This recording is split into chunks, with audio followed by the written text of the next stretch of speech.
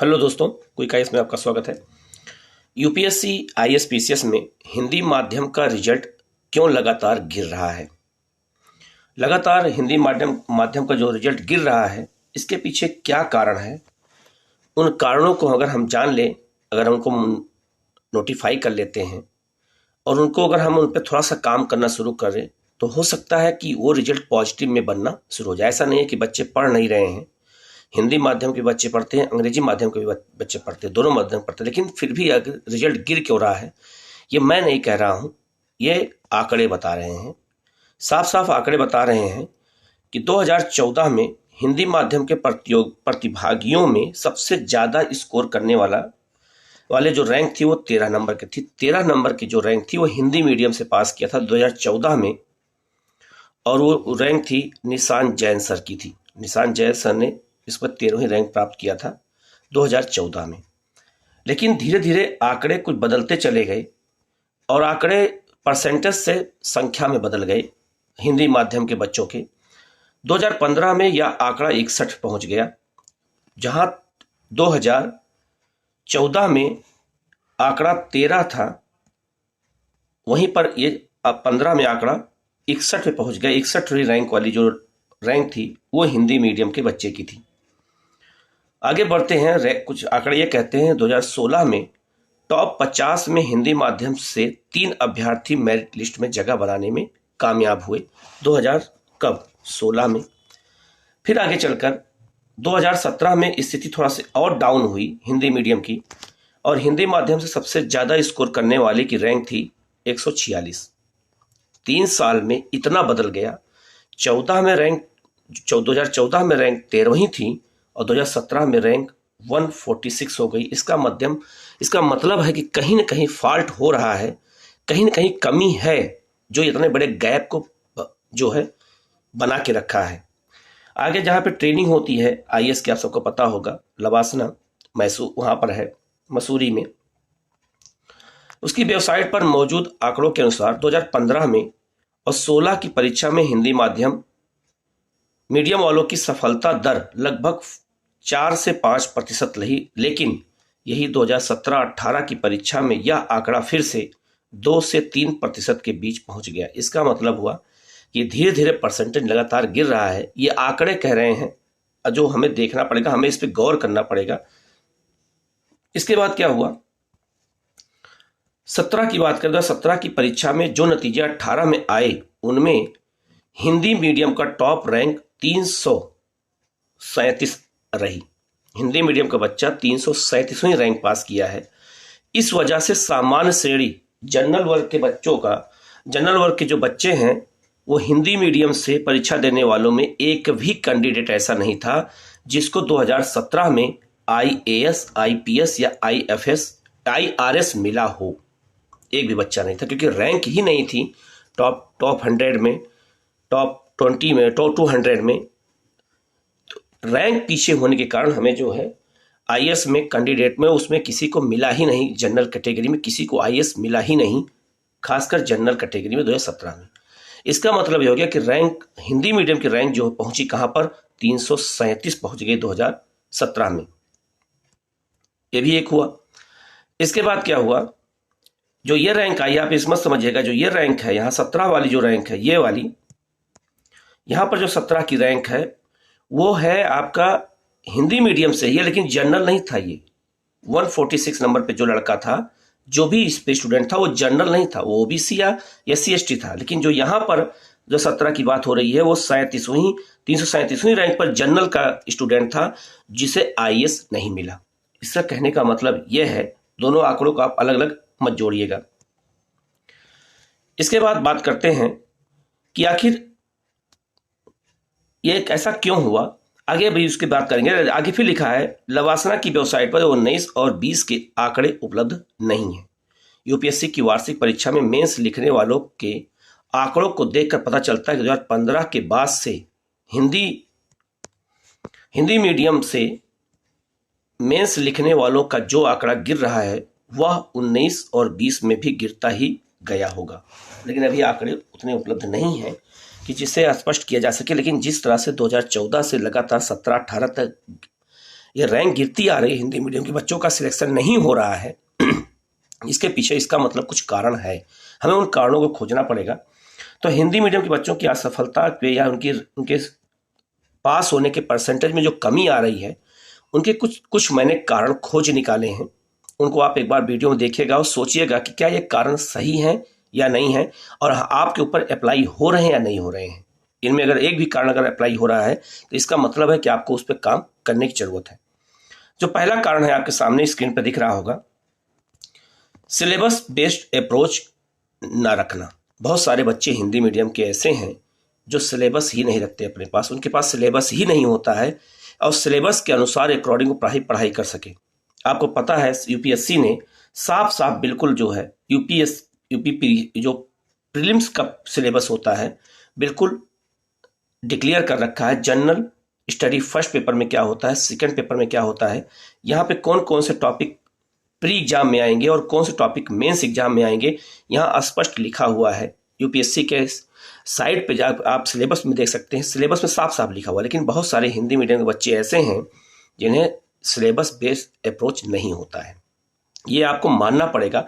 बहुत सारे बच्चे अगर सिलेबस है भी उनके पास तो सिलेबस को देखते ही नहीं है। दूसरा, बहुत सारे बच्चे ऐसे हैं उनको एग्जाम पैटर्न के बारे में पता ही नहीं है, क्योंकि उनको या तो बताया नहीं गया या तो वो उन्होंने जानने का प्रयास भी नहीं किया। जबकि आपको पता है कि आईएएस एग्जाम का पैटर्न सीधा सिंपल सा है कि एक प्री परीक्षा होता है, एक मुख्य परीक्षा और एक इंटरव्यू। प्रारंभिक परीक्षा में GS first paper, GS second, CSAT का पेपर 200 नंबर का होता है, सीसेट पेपर क्वालिफाई होता है और तब आपका जीएस का पेपर चेक होता है। इसके बाद जो है मुख्य परीक्षा की बात किया जाए तो मुख्य परीक्षा में क्वालिफाइंग पेपर जो होता है उसमें एक इंग्लिश का होता है और एक लैंग्वेज का पेपर होता है, जो आपको लैंग्वेज चुनना होता है 300 नंबर का। सामान्य अध्ययन के जो पेपर होते हैं वो 4 होते हैं। निबंध एक पेपर निबंध होता है, बाकी 4 पेपर सामान्य अध्ययन के होते हैं, GS first, GS second, GS third, GS fourth. और एक पेपर आपका ऑप्शनल होता है, वैकल्पिक विषय जो आप लेते हैं, कोई भी एक उसमें सब्जेक्ट चुन सकते हैं, उसमें पेपर फर्स्ट और पेपर सेकंड और इसके बाद देन इंटरव्यू। ये पूरी प्रक्रिया है यूपीएससी सिलेबस की है, जो साफ साफ इसमें एक डायग्राम के माध्यम से बताने का प्रयास किया गया है कि जो बच्चे नहीं जानते हैं उसको ये जाने, उसको समझने का प्रयास करें। इसके बाद है जैसे यहाँ यूपीएससी सिलेबस, मेंस का भी सिलेबस मैंने बताने का प्रयास किया है कि जैसे यहाँ पर आप देख सकते हैं कि ये कंपलसरी पेपर, ये आपका एस्से है, ये जनरल स्टडी है और ये ऑप्शनल पेपर 2 पेपर होते हैं। उसी को मैंने यहाँ पर एक दूसरे डायग्राम को माध्यम से बताया है। ये पहला कारण है कि हिंदी मीडियम के बच्चों में सिलेबस अप्रोच नहीं होता है, वो बेस्ट काम नहीं करते हैं। इसमें एक सबसे बड़ा कारण ये माना जाता है कि उनके पास सिलेबस के अकॉर्डिंग और पढ़ने का प्रयास नहीं करते हैं। दूसरा जो कारण है वो है सीसेट। जो आपका सीसेट का पेपर है जीएस, वो उस पर प्रैक्टिस सिंपल है, वो नहीं करते हैं। और बहुत सारे बच्चे हैं जो मेंस जो पीटी एग्जाम देते हैं और सीसेट के पेपर में डिस्क्वालीफाई हो जाते हैं, वो पास नहीं कर पाते हैं इस पेपर को, क्योंकि प्रैक्टिस नहीं होती है बेटा। और जब प्रैक्टिस नहीं होगी तो जाहिर सी बात है, बहुत सिंपल बात है कि जो है इस पर जो है रिजल्ट होने स्वाभाविक नहीं है। फिर इसका मतलब है कि हमें जो है सीसेट के पेपर को हल्के में नहीं लेना है और सीसेट के पेपर की प्रैक्टिस लगातार करनी है, जिससे हम 2 घंटे के पेपर में 80 क्वेश्चन को हम आसानी से कर सके और हम इस पेपर को क्वालिफाई कर सके। हिंदी मीडियम के बच्चों का रिजल्ट गिरने का एक कारण यह भी है कि वो सीसेट को क्वालिफाई नहीं कर पाते हैं। कारण क्या है? क्योंकि वो प्रैक्टिस नहीं करते हैं और उनका जीएस में अच्छा स्कोर होता है, लेकिन सीसेट में क्वालिफाई नहीं कर पाते, इसलिए वो फेल हो जाते हैं। और जब प्री एग्जाम में फेल हो जाएंगे तो मेंस कैसे लिखेंगे? अब मेंस का तैयारी करने के बावजूद भी मेंस नहीं लिख पाते हैं, ये हिंदी मीडियम बच्चों की एक समस्या है, इसको हमें मानना पड़ेगा। तो आपको इस पर काम करने की जरूरत है। इसके बाद आगे बढ़ते हैं। तीसरा जो अप्रोच आप लोगों का हिंदी मीडियम के बच्चों का जो फेलियर होने का या कह सकते हैं रिजल्ट ना आने का एक कारण यह है कि न्यूज़पेपर और मैगजीन को रेगुलर फॉलो नहीं करते हैं। ये बच्चे रेगुलर फॉलो नहीं करते हैं क्योंकि पेपर जो है पढ़ना और उसकी एनालिसिस करना, मैगजीन पढ़ना पूरे महीने की जो आती है, जो भी मैगजीन आप फॉलो करते हैं उसको रेगुलर फॉलो नहीं करते हैं। तो रेगुलर फॉलो ना करने के कारण रिजल्ट जो है उसमें जो मेंस के क्वेश्चन आते हैं, खास करके जब करंट अफेयर से जो भी क्वेश्चन आते हैं उसकी एनालिसिस वो नहीं कर पाते हैं, उसमें वो मार खा जाते हैं और इसलिए उनका रिजल्ट डाउन हो जाता है। इसके बाद में चौथा जो कारण है वो है कंसिस्टेंसी की कमी, कंसिस्टेंसी की कमी पाई जाती है। लगातार पढ़ाई नहीं करते हैं, बीच बीच में ब्रेक करते रहते हैं, जो एक बड़ी समस्या है हिंदी मीडियम के बच्चों की। पांचवा जो कारण है वो है प्रीवियस ईयर के जो पेपर प्री और मेंस के होते हैं उनके लगातार ना देखना। वो देखने का प्रयास नहीं करते हैं कि प्री के क्वेश्चन जो आते हैं उनको लगातार देखना पड़ेगा। आपको रोज कम से कम 30-40 क्वेश्चन रोज देखने पड़ेंगे जो सब्जेक्ट आप पढ़ते हैं, कि आखिर प्रीवियस ईयर के पेपर में जो यूपीएससी उसकी लैंग्वेज क्या है, वो किस तरफ ज़्यादा ध्यान दे रहा है, कैसे पेपर बना रहा है, कितना लेंदी पेपर बना रहा है, इसकी एनालिसिस नहीं करते हैं। वही हाल मेंस का भी है, वही हाल प्री का पेपर का है। ये अप्रोच ना होने के कारण हिंदी मीडियम का रिजल्ट गिरा है, ये भी एक कारण माना जाता है। इसके अलावा नियत समय पर पाठ्यक्रम को पूरा न करना एक बहुत बड़ी समस्या है, कि ये टारगेट बेस्ड पढ़ाई ना करना और नियत समय पर जो है सही समय पर अपना सिलेबस पूरा नहीं कर पाते हैं। मान लीजिए हिस्ट्री पढ़ रहे हैं तो हिस्ट्री को जब पढ़ते हैं तो दिमाग में रहता है कि ज्योग्राफी छूट रहा है, पॉलिटी छूट रहा है, तो उसको हिस्ट्री छोड़ करके चले जाते हैं पॉलिटी पे। पॉलिटी पढ़ रहे हैं कुछ दिन, उनको लगा कि नहीं हमारा ज्योग्राफी छूट रहा है, ज्योग्राफी पे चले गए। फिर दिमाग में आया सीसेट छूट रहा है, तो जब टारगेट ही सेट नहीं रहेगा तो नियत समय पे पाठ्यक्रम पूरा नहीं होगा। ये भी एक बहुत बड़ा कारण है हिंदी मीडियम के बच्चों की असफलता का।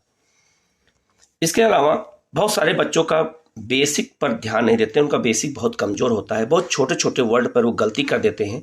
और हिंदी मीडियम के बच्चे जब लिखते हैं आंसर तो हिंदी भी उनका गलत हो जाता है, मात्रात्मक गलतियां बहुत पाई जाती हैं उनमें। वो भी एक बहुत बड़ा कारण है बेसिक पर ध्यान न देना। तो मात्रात्मक गलती होने से आपका बैड इफेक्ट पड़ता है। जो कॉपी चेक करता है वो तुरंत देख लेगा कि आप जब हिंदी लिखना नहीं आ रहा है तो आप प्रशासनिक अधिकारी कैसे बन सकते हैं, तो नंबर वहां कम आ जाते हैं। एक कारण जो सबसे इंपॉर्टेंट एक कारण इसमें यह भी है कि हिंदी मीडियम के बच्चे हार्ड स्टडी का अप्रोच रखते हैं, स्मार्ट स्टडी का अप्रोच नहीं रखते हैं। वो खूब पढ़ते हैं लेकिन क्या पढ़ना उनको पता ही नहीं है, कैसे पढ़ना उनको पता ही नहीं है, क्या पढ़ना उनको पता ही नहीं है। बस किताब उठाया और पढ़ना शुरू कर दिया, कोई न टारगेट है न कुछ है, क्योंकि घबराहट होती है, 2 दिन पढ़ाई नहीं करते हैं तो जो मन में आया वो पढ़ना शुरू कर देते हैं। तो स्मार्ट स्टडी ना करना भी एक बहुत बड़ी समस्या है। इसके बाद है पढ़े हुए पाठ्यक्रम का एनालिसिस ना करना।